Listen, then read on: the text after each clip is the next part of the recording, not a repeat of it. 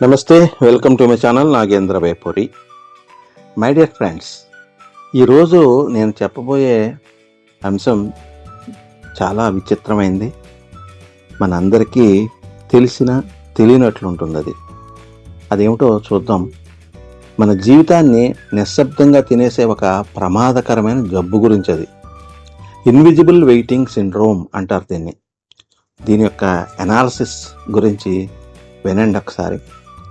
ప్రపంచంలో 90% మనుషులు ప్రస్తుతం ఒక నిశ్శబ్ద మానసిక జబ్బుతో బ్రతుకుతున్నారు.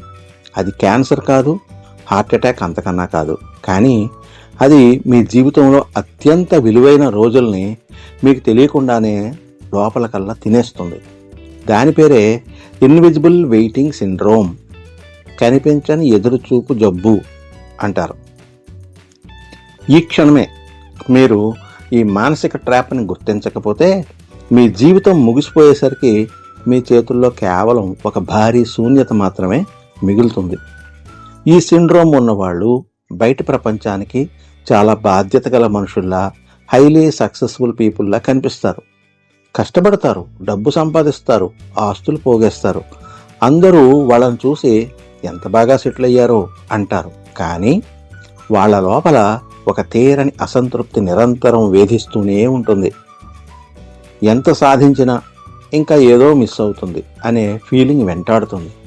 విజయాలు వస్తాయి, కానీ ఆ సంతోషం 2 రోజులు కూడా ఉండదు. వెంటనే మనసు తదుపరి టార్గెట్ వైపు పరిగెడుతుంది. వీరికి ప్రజెంట్ మూమెంట్లో ఉండటం అస్సలు రాదు.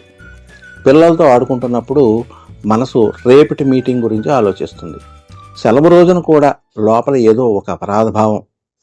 ఒక మంచి భోజనం తింటున్నప్పుడు కూడా ఫోన్లో తదుపరి పనిని వెతుక్కుంటారు.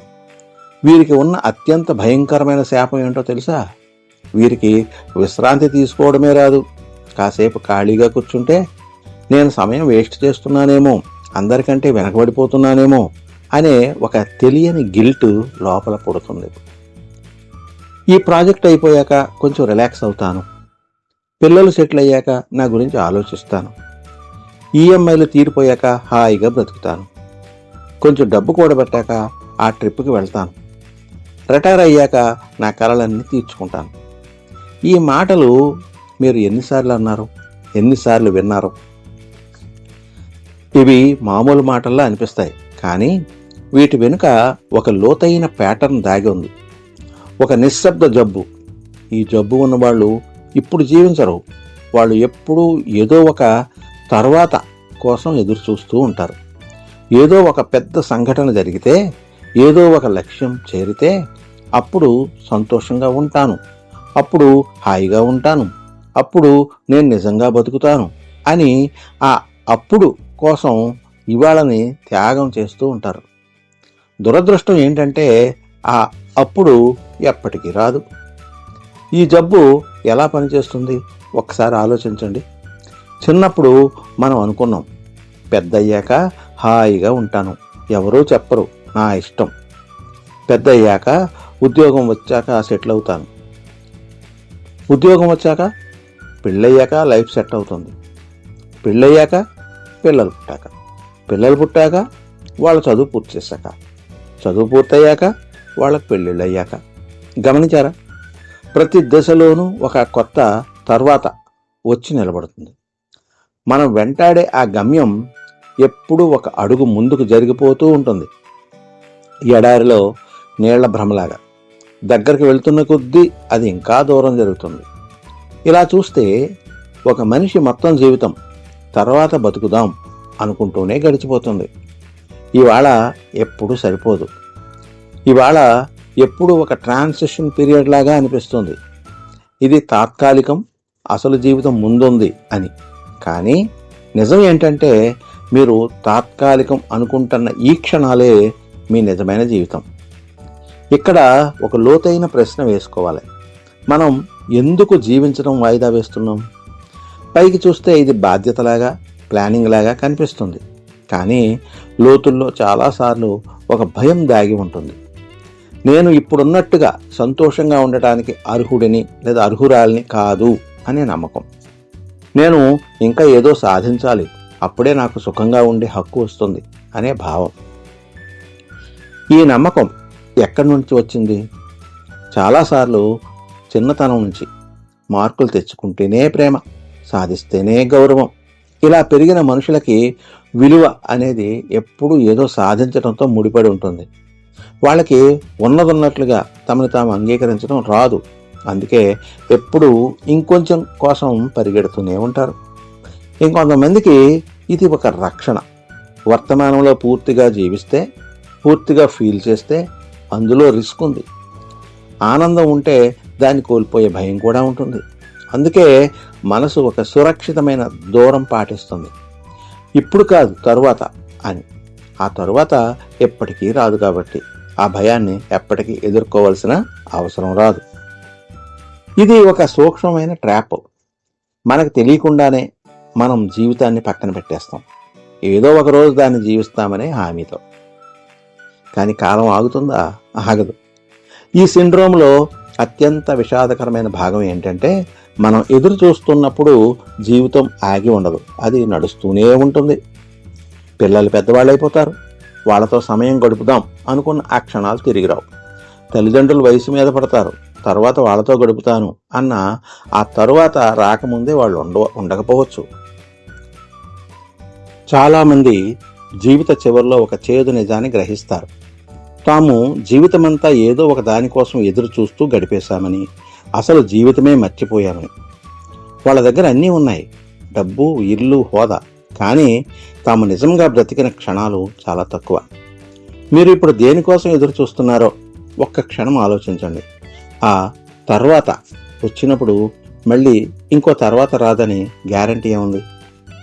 ఇది మీ తప్పు కాదు. ఇదంతా తెలుసుకున్నాక అయ్యో నేను నా జీవితాన్ని వృధా చేసుకుంటున్నానా అని బాధపడకండి. ఈ ప్యాటర్న్ చాలా సహజమైంది, చాలా మందిలో ఉంటుంది. మన సొసైటీ మొత్తం ఈ ఎక్కువ సాధించు తర్వాత సంతోషించు అనే ఆలోచన మీదే నడుస్తుంది. కానీ గుర్తించడం ముఖ్యం. ఈ ఎదురుచూపు మీలో ఎక్కడ ఉంది? దాని వెనుక ఏ భయం దాగి ఉంది? మీరు ఏ క్షణం కోసం మీ ఇవాళని త్యాగం చేస్తున్నారు? ఇవి చూడగలిగితే మార్పు సాధ్యం. కానీ ఈ ప్యాటర్న్ చాలా లోతుగా మన సబ్కాన్షియస్ లెవెల్లో ఉంటుంది. ఇవాళ జీవించాలి అని మనం చెప్పుకున్నంత మాత్రాన మారదు. ఎందుకంటే అసలు మూలం ఆ లోతైన నమ్మకాలు, భయాలు, అవి తాకబడాలి. అక్కడే సరైన గైడెన్స్ అవసరం అవుతుంది. ఇప్పుడు ఒక రియల్ లైఫ్ ఎక్స్పీరియన్స్ గురించి తెలుసుకుందాం. కొన్ని నెలల క్రితం ఒక వ్యక్తి పేరు రమేష్. బయట నుంచి చూస్తే ఆయన జీవితం పెర్ఫెక్ట్, మంచి ఉద్యోగం, సొంత ఇల్లు, మంచి కుటుంబం. కానీ ఆయన మాటల్లో, సార్ నాకు అన్నీ ఉన్నాయి, కానీ ఎందుకో నాకు ఎప్పుడు సంతోషంగా అనిపించదు. నేను ఎప్పుడు ఏదో ఒక దానికోసం ఎదురు చూస్తూనే ఉంటాను. ఒక లక్ష్యం నెరవేరగానే 2 రోజులకి దాని విలువ పోతుంది. వెంటనే తదుపరి దాని వైపు పరిగెడతాను. నా 45 ఏళ్ల జీవితంలో నేను నిజంగా ఇది చాలు, నేను సంతోషంగా ఉన్నాను అని ఎప్పుడు అనుకోలేదు. ఈ పరుగు ఎప్పుడు ఆగుతుందో తెలియదు. ఇక్కడ ఆయన ఎదురు చూస్తున్నది అసలు ఏదో ఒక లక్ష్యం కాదు. చిన్నప్పటి నుంచి ఆయన లోపల ఉన్న ఒక నమ్మకం, నేను సాధిస్తేనే నాకు విలువ అనే భావం ఆయన్ని జీవితాంతం పరిగెత్తిస్తుంది. ఆ పరుగు వెనక ఉన్న అసలు మూలాన్ని ఆయన మొదటిసారి చూడగలిగారు. కొన్ని వారాల తరువాత ఆయన పంపిన మెసేజ్, సార్ నేను సాయంత్రం మా అమ్మాయితో పార్కులో కూర్చున్నాను. మామూలుగా అయితే మనసు రేపటి పనుల మీద ఉండేది, కానీ నిన్న మొదటిసారిగా నేను నిజంగా అక్కడ ఉన్నాను. తన నవ్వు చూశాను, ఆ క్షణాన్ని అనుభవించాను. చిన్న విషయమే, కానీ నా జీవితంలో ఇన్నేళ్లకి నేను ఇప్పుడు బ్రతికాను. ఈ ఫీలింగ్ని నేను ఏ లక్ష్యంతోనూ పోల్చలేను. ఏ మ్యాజిక్ జరగలేదు. ఎప్పుడు తర్వాత కోసం పరిగెత్తే మనిషికి ఇప్పుడు జీవించడం ఎలాగో మళ్ళీ గుర్తు చేయడం అంతే. మీరు దేనికోసం ఎదురు చూస్తున్నారు? ఆ తరువాత కోసం మీరు ఎన్ని ఇవాళలని త్యాగం చేశారు? ఇంకా ఎన్ని చేయబోతున్నారు? మీలో ఈ నిశ్శబ్ద ఎదురుచూపు ఎక్కడ ఉందో, దాని వెనుక ఏ భయం దాగి ఉందో అర్థం చేసుకోవాలనుకుంటే మీ జీవితాన్ని తర్వాతకి వాయిదా వేయడం ఆపి ఇప్పుడు జీవించడం మొదలెట్టాలనుకుంటే ఆలోచించకండి. మీ జీవితం తర్వాతలో లేదు, అది ఇక్కడే ఇప్పుడే ఉంది. ఇది ఇవాల్టి విషయం. మీకు నచ్చినట్లయితే లైక్ చేయండి, కామెంట్ చేయండి, అలాగే మీ ఫ్రెండ్స్కి షేర్ చేయండి. ఇంతవరకు మీరు నా ఛానల్కి సబ్స్క్రైబ్ చేసుకుని ఉండకపోతే వెంటనే సబ్స్క్రైబ్ చేసుకోండి. ధన్యవాదాలతో మీ నాగేంద్ర వేపూరి.